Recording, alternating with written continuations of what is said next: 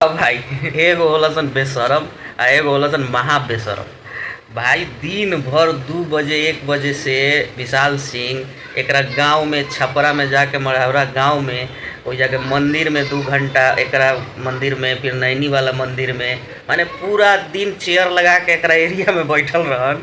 आ ओकरी वीडियो बनैला से अभी से 5 घंटा पहले मरीन ड्राइव भी कि हम मरीन ड्राइव में है, यहाँ से आने में हमको 1.5 घंटा लगेगा। अरे मैक्सिमम 2 घंटा, चल कहीं जाम उम लाग गई हुई तो चल 2.5 घंटा, तब वहाँ ते ना पहुँच पैली सब उनका टाइम पर।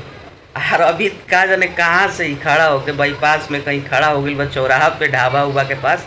वही जे 10 गो ट्रक ड्राइवर और खलासी सब पीछे से देखत तरन और वही जे बस बनत है वीडियो बना के कि एक बाप के होइस तो तू आ जाओ एक बाप। अरे तनी तो शर्म रख, बेशरमे हो एकदम, रंगबाजी करब है, कुबत नहीं खे तो काहे रंगबाजी करेला है। छीछा लेदर तो तार मच चुकल बा, अब कसम लाज बचावत तारा वीडियो बना के ये अभी टाइम डालो, अभी डेट डालो, अभी ये करो।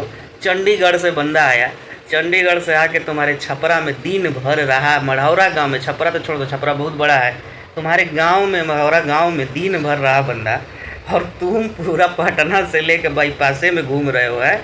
बताओगे, थोड़ा सा बेशर्मी का हद सीमा पार कर दिए हो तुम लोग। सही में नाम रख दिया गया है मौगा आर्मी, मौगे आर्मी हो तुम लोग। बस तनी के बस ये सोशल मीडिया के गुंडा बन के रह जी बस जीवन भर, तनी से कुछ ना उखड़ पाई। अब विशाल सिंह तोरा जो चैलेंज दिए थे कि तेरा घर आएंगे, तेरा गांव आएंगे, चेयर लगा के दिन भर रहेंगे, वही काम किए हैं।